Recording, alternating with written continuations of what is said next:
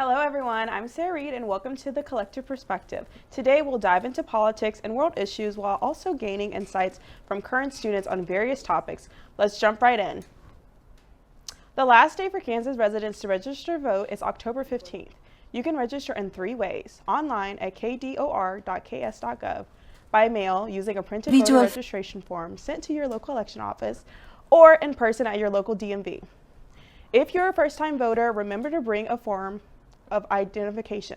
Acceptable IDs include a driver's license or a driver's license ID card issued by Kansas or another state, a U.S. passport, a military ID, a tribal ID, a government employee badge or ID, or a student ID form from an accredited post-secondary institution in Kansas. Also, you can bring a concealed carry handgun license, a government-issued public assistance ID. For more information, you can visit the Kansas Secretary of State's website. If you are unsure about your voter registration status, check out kdor.ks.gov. In the latest political news, former First Lady Melania Trump has expressed her support for women's rights to choose regarding abortions in a new video uploaded to X, formerly known as Twitter. Let's take a look. Individual freedom is a fundamental principle that I safeguard. Without a doubt, there is no room for compromise when it comes to this essential right that all women possess from birth: individual freedom. What does my body, my choice really mean? Now, I have invited a student to share her opinion on Melania's video. Hi, Kelsey. Hi, Sarah. Thank you for joining me today. You're welcome. All right. So I wanted to ask you your thoughts on Melania's Trump stance. What do you make of this video? Yeah, so from what I make of the video, basically I really believe that someone's personal views and persona is not a reflection of who has the most power in the House. So basically, Melania Trump does have the power and does have her own authority. She is nothing below or inferior to Trump. So her expressing her own opinions and her own beliefs is just more evidence that she can be her own person outside of just the First Lady or the President's wife. That's amazing. Melania also did an interview reiterating her stance with Maria Barminto. Can we play that clip? Had you spoken to President Trump about that before you wrote that in the book? Yes, he knew my position and my beliefs since the day we met. And I believe in individual freedom. I want to decide what I want to do with my body. I think I don't want government in my personal business. All right. Will this affect your vote for November? Do you think Melania's stance on abortion and Trump's stance on abortion will affect those differences, since Trump does not support abortion laws as freely as Melania does? So honestly, my vote for the presidential campaign, it really isn't a reflection of what Melania thinks. It's really just a reflection of what her husband thinks, or a reflection of the opposing beliefs that the opponent might have. Yeah. So just the fact that they do have 2 completely different opinions, it does kind of bring the question in my mind, is everything that he says genuine? Is he truly standing on what he believes in, or is he just saying what he knows will sway his vote more? Yes. And that brings me to my next question. What do you believe her motive behind this interview is in her book, her memoir, stating that she supports abortion, when her husband clearly stated that he is not being open to supporting it? I think she's over it. I really do think she's over it, because in the interview she did state that Trump knew her beliefs since the day they met. And you don't really know this until now, and I genuinely think it's because Trump was silencing her for this time, and maybe she's just over it because it has been years. 2020 was a long time ago when he won the presidential vote. So I really think that this is just more her really coming out of her own shell and getting out of that hole that she was put into by her husband. Thank you, Kelsey, so much. Of course. Stay right here. Earlier this month, Governor Tim Walz and Senator J.D. Vance faced off in their first vice presidential debate in New York City, covering a range of topics including Israel and Iran, abortion, climate change, immigration, Hurricane Helene, and childcare. One of the biggest moments from the debate was when J.D. Vance's response to whether his running mate, former President Donald Trump, lost the previous election to President Joe Biden. Let's watch that clip. He is still saying he didn't lose the election. I would just ask that. Did he lose the 2020 election? Tim, I'm focused on the future. Did Kamala Harris censor Americans from speaking their mind in the wake of the 2020 COVID situation? That is a damning non-answer. All right, so Kelsey, what are your thoughts on Vance's response to Tim Walz? Honestly, I think that it is a very common tactic in the political world to avoid the question by either bringing up a different question or just saying that like you're focused on the present, you're focused on what's going on right now, simply because you want to ignore the fact that what had happened in the past does still affect today and will still forever affect today and how we move forward. So I think that that was a very honestly immature thing for him to do, is dodge the question, because in order to like become the next vice president, you need to acknowledge who was the president, All right, thank you. Also, did this debate change your perspective on either candidate?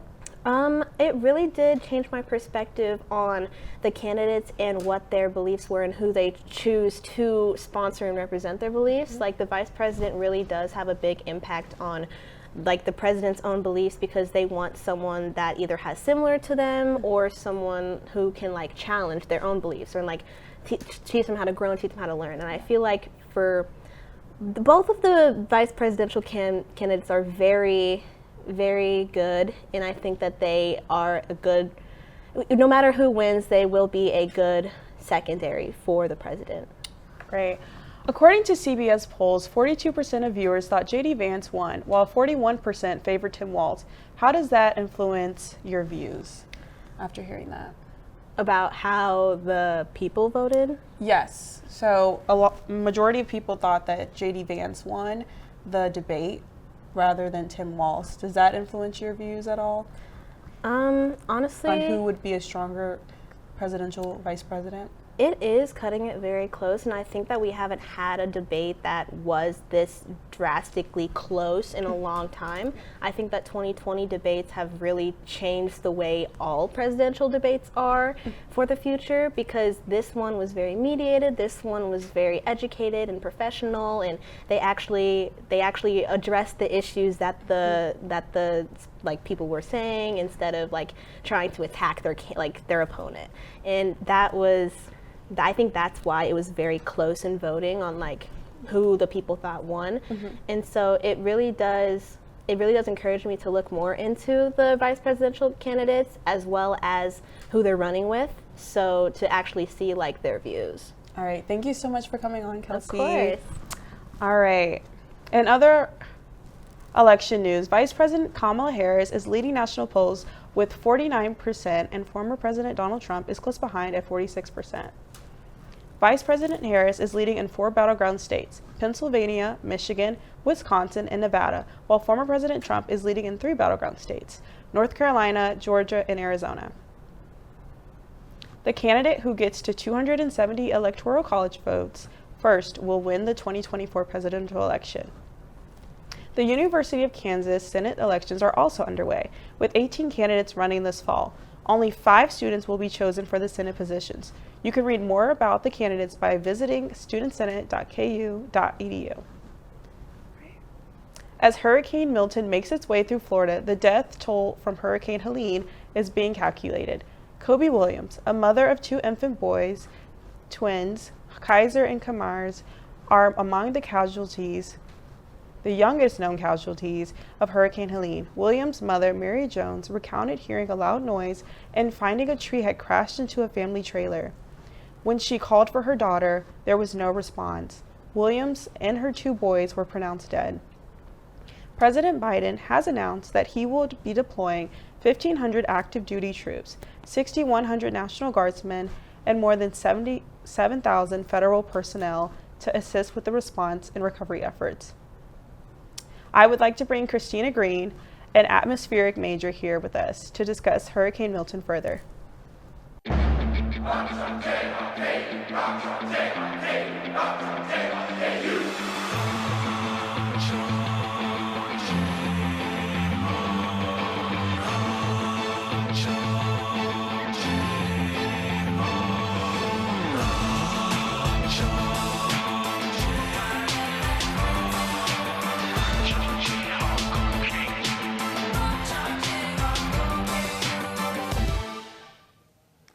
Hi, Christina. Thank you for joining me today. Of course.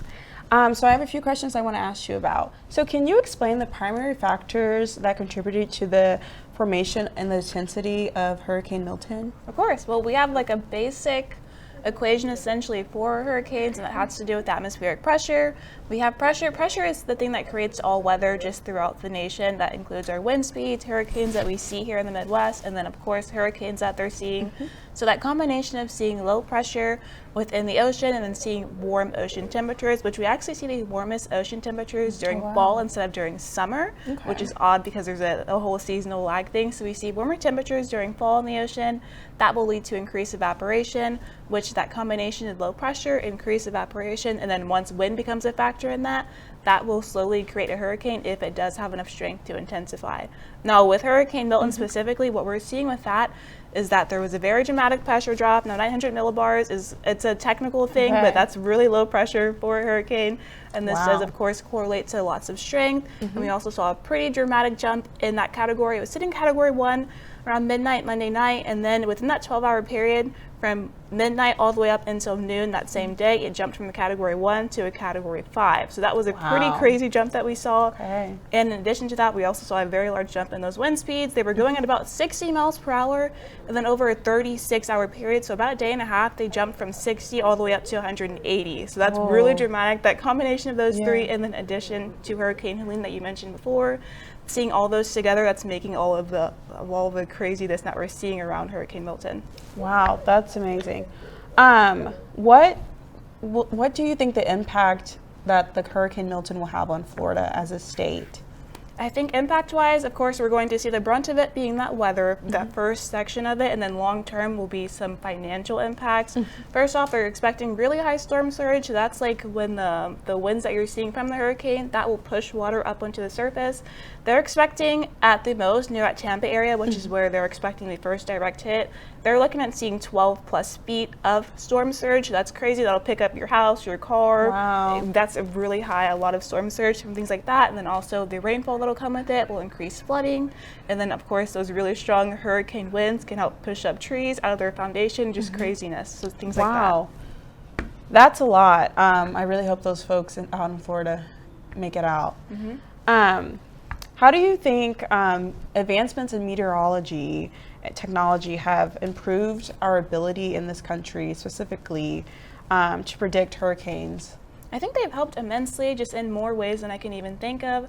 I remember I had a conversation with my professor a while ago, and he mentioned Hurricane Sandy that hit New York back in 2012, so a while ago. Yeah. And the thing with this, that fun fact, the National Weather Service is actually under the U.S. Department of Commerce, so that lets you know they care a lot about their money when it comes to weather. So the thing with that is because they care so much about money, and then that hurricane was expected to hit New York, which is a large part of the U.S.'s economy. So then when that was projected, then the government was like, hey, like meteorologists, like we need to know how this is gonna affect our pockets. So because of that, they ended up pouring a lot of money into the National Weather Service, and this correlated to seeing an increase in technology. So models, things that we see where you're seeing like, oh, this is the projected path of the hurricane. Those are models that are made using like technical equations that meteorologists know, and then it shows it graphically. So that sort of thing helped improve the accuracy of those models, and then also it helped us get more people to do research for that. Like the way that we're getting measurements from like the inside of a hurricane, so like the wind speeds, pressure, things like that, the way that we're getting that is we basically hurricane hunters, and they fly over the hurricane and drop things into it, and that'll measure it. So just more like increased financial implications, things like that, that's definitely helped improve our accuracy for those severe weather events. All right, thank you so much for joining us, Christina. That is all I have for you all tonight. Thank you so much for tuning in. I'll see you next week.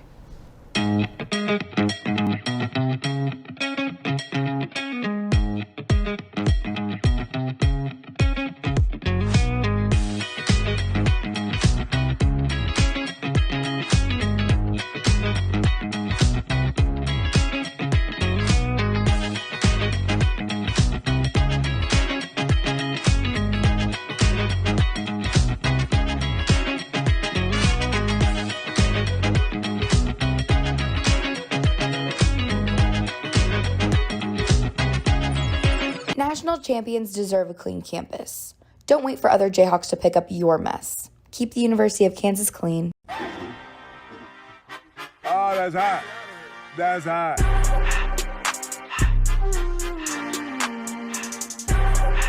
Welcome back to MelaninMedia and this little segment that we like to call That's Hot.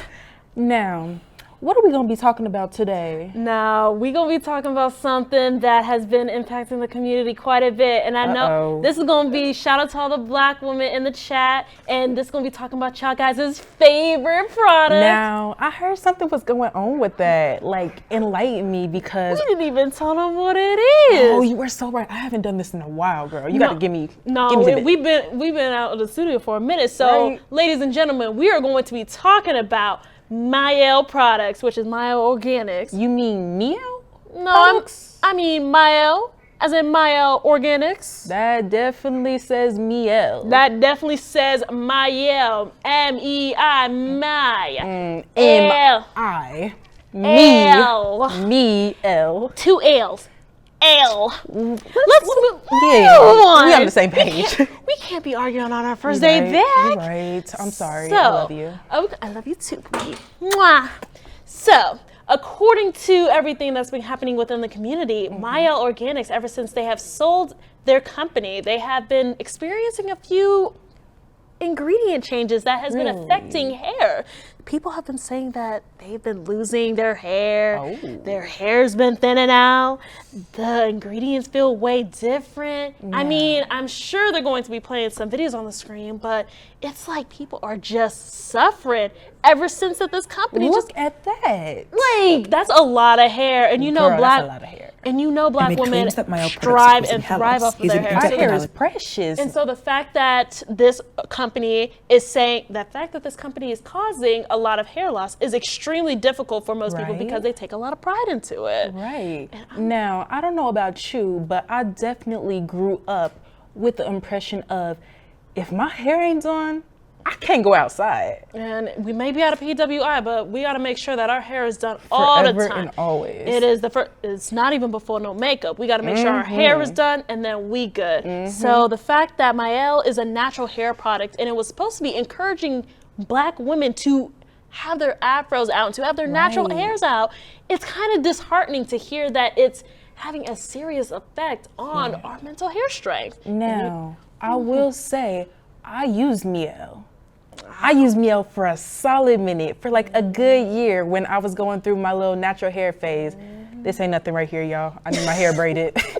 But it never caused me any trouble. No like hair breakage, no hair falling out, nothing that we saw in those videos. And if you want me to be honest, honestly, none either. I'm just saying. Yeah. Now I got my little teeny weeny afro under this, but even with that afro, even with that afro, I still use the oils. I don't use the shampoo. I use As I Am. We're not going to talk about that, but we use a mixture of combinations in order for us to get the achievement that we need. But that oil, that rosemary oil, that's just... Girl, that had my hair looking good. I know, but you know they did come out with that Mael Light oil to accommodate to others. Okay. But that may have been the downfall to Mael. But have you heard about that lawsuit that they got? Lawsuit? That lawsuit. My girls are getting sued. Apparently, Mael has gotten sued at the beginning of September, saying that they were going to be charged with, I believe it was over $1,000 over like misconduct and basically lack of, how do I say it? Toxic chemicals being within the products. I mean, shoot, I don't blame him. Y'all just saw the videos. If that had my hair falling out like that, I wouldn't want to use it anyways. I would want some money back. But unfortunately, that was a false lawsuit, and that didn't come to play. Dang. And in fact, Mael looked onto the TikToks, looked at to what the community says, and the CEO did have a response to read. Now, if you wouldn't mind putting it on the clip, it says, Oop. So recently, there have been inaccurate statements on social media about the product safety. To clarify, no lawsuit has been filed against Mael, and we have been going on to, and we are not, our products are safe, and sorry. She's okay. You're good. Our products are safe. Internal and third-party independent labs undergo rigorous and frequent testing to ensure product safety and efficiency. We can confirm that there have been no formula changes to any Mielle products since the joining of P&G in March of 2023. Mielle Rosemary Mint oils and shampoo have been dermatology tested for skin safety, and there is no indication of irritation or sensitivities were found. We understand that each recent questions that our brand and products have caused questions. We hear you, and we want to reassure you that our dedication to the product quality and consistency remains unwavering. It is important to note that none of the negative experience alleged have been medically confirmed as the cause of our products. Not gonna lie, that kind of sounds like she's kind of, how do I say, push the blame onto somebody else. I digress, though. I digress. I don't know, pretty immature if you ask me. Not very demure. Let's move on. We also want to address the questions about hair shedding. According to the American Academy of Dermatology Association, it is normal to lose 50 to 100 hairs per day. Various factors such as hormonal change, hereditary medication, stress, poor nutrition, and excessive styling can contribute to increasing hair shedding. We encourage you to seek professional advice from the doctors or boarding certificate certified dermatologists for an current evaluation and personalization recommendation. Now, I want to just pause on that one. Right. Can we talk about that? Can we talk about that? Did she really just say that, oh, your hair's falling out because of you and not their products? Like, I get it. Like, we lose a little bit of hair like once or twice, especially when it comes to wash day. We get that. But to lose clumps and clumps when you wash your hair commonly with your product, that's where people were starting to get suspicious. A little suspicious, if you ask me. And the thing is, it doesn't look good for Mielle, the fact that they're trying to shift blame onto something else. Right. Now, in my opinion, that right there is not hot. We don't do that. They're guilty. Order.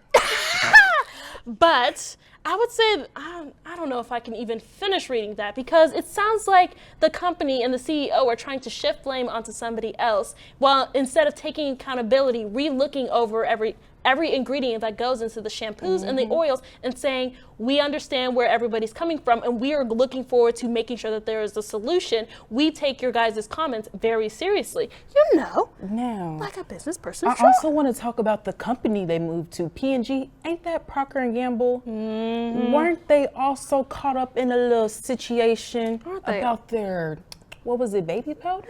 They stay being caught up in their situation. Wasn't it their little baby powder that was causing cancer? Literal cancer. Causing cancer. I'm just like, so you're going to have a company who's had multiple instances of basically bad product placement, toxic ingredients within there, and just because they paid a little bit extra and let you be CEO, you're going to let them undermine what your product is supposed to do? They was trying to be greedy, but they definitely got their karma, because in Target, in Walmart, in every big name shopping store, their products are on sale. I saw 15% off and 30% off. I still wouldn't buy it. I still can't. Now, let's tell them what is hot. Let's recommend you guys some black hair care products that are actually hot. You want to go first? Let's see.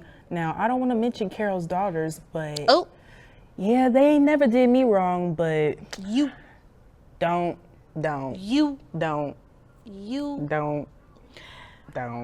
What do you recommend, Rosie? Now, that is a very good question. I am so glad you asked that. So there is a product that is called As I Am. There is a good mission statement behind there, and I would love, and it has never done my hair wrong. It has a good mint detangling shampoo, and it is so refreshing. It literally feels like it's a cleanse of the scalp. They have this water spritzer. As soon as my natural hair is out, it feels refreshed. No flakes, no nothing. The conditioner, I got the conditioner, the co-wash, the shampoo. I don't got the oils. I do have the moisturizing wash. I do have the like I already said, that co-wash. That co-wash is good. What's another one I'd recommend? Oh yeah, Camille Rose. We love Camille Rose. Okay, I'll give it to you. You use some of that Camille Rose. Can I put you on something? Alrighty, we're gonna take it down to Brazil for this one. Brazil? What they got down in Brazil? You know, they be having the best hair. all long, silky, black, and ooh. You know, my grandma said she was from Brazil. That's why I got that good hair. And you put it in braids. Okay, then clock it. The weather. it. The weather. The okay. weather. You know, I have to do a little protective hairstyle. It's coming out soon. Then okay. you're gonna see that good hair. Anyway. Well, I use this curl cream, and girl, when I tell you it got my hair right, I hopped out that shower, freshly detangled, no knots, no kinks, and ooh, I saw my curls pop for the first time, and I think my whole life. Now, the question is, does it work for all hair types? Because we got some 4C natural hair girlies here on campus. Well, y'all gonna have to try it, figure it out. I would say, if you try out this Brazilian hairstyle and you want to show your results, please send it to us at MelaninMedia on our Instagram. But what other products do we have? Oh. I wouldn't trust. I can't trust no can too. Ooh. Ooh, stop! You just gave me flashbacks. Trying to think, cause we can't. Oh, what was that other one? That olive oil one? The one with the perm girl in front? Oh, girl, don't even get me started. What is the name of that brand? Ooh, or that Blue Magic. Hey, ladies and gentlemen, I think it's time we go back to Greece. We go back to that Blue Magic. Go back to the real, that got us hair slick. Because we got to go back to our roots. We're going to have to do a whole segment on this. We might as well. If y'all want to hear a whole segment on hair care products that you'd like to see make a comeback in 2024, hit us up on our Instagram at MelaninMedia. You know how to talk to us. But I'm trying to think. I think that's all we got for today. But to end it off, do you think this situation is hot or do you think it's not? Oh, it's definitely hot. To learn that a product that our whole community has been using, whew, girl, this is definitely hot. Hot news, not product. That's all I got to say about it. Well, thank you everybody for joining us today on a segment that we like to call That's Hot. I'm Band Rosie. And I'm Leah. And you have a good night, Jayhawks. Bye. Bye.